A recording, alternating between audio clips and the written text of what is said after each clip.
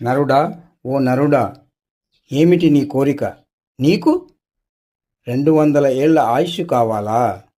100 ఏళ్ల ఆయుష్ ఇచ్చినందుకే నీ స్వార్థ బుద్ధితో ప్రపంచాన్ని సర్వనాశనం చేస్తున్నావు.